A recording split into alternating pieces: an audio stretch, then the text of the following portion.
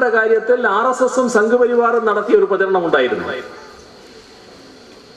ഏത് ഭീകരാക്രമണം വന്നാലും അതെല്ലാം മുസ്ലിം തീവ്രവാദികൾ നടത്തിയതാണ്. ഒരു സംഭവം നടക്കുമ്പോൾ തന്നെ വിധി എഴുതുകയല്ല വേണ്ടത്, കൃത്യമായി പരിശോധിച്ചു. തങ്ങളുടെ ആവശ്യങ്ങൾക്കായി മുസ്ലിം തീവ്രവാദത്തെ ഉപയോഗപ്പെടുന്നവരാണ് അമേരിക്കൻ ഭരണകൂടമെന്നും CPM സംസ്ഥാന സെക്രട്ടറി പിണറായി വിജയൻ കൂട്ടിച്ചേർത്തു. വിഷയം വരുമ്പോൾ എല്ലാ കാലത്തും ഈ മുസ്ലിം മത തീവ്രവാദം സൃഷ്ടിച്ചിട്ടുള്ളത് അവരാണ്, അതിനെ സംരക്ഷിച്ചിട്ടുള്ളത് ഇവരാണ്, വലിയ ആപൽക്കാരിയായ ശക്തിയായി വളർത്തിയിട്ടുള്ളത് ഇവരാണ്.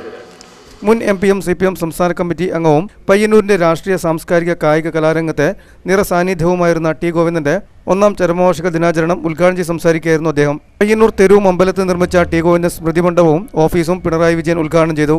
T. ഗോവിന്ദന്റെ ഫോട്ടോ അനാച്ഛാദനം P. കരുണാകരൻ MP നിർവഹിച്ചു. C. കൃഷ്ണൻ MLA അധ്യക്ഷത വഹിച്ചു. ചടങ്ങിൽ വെച്ച് ഗിന്നസ് റെക്കോർഡിന് അർഹനായ പ്രജേഷ് കണ്ണൽ ഉപഹാരവും പിണറായി നൽകി.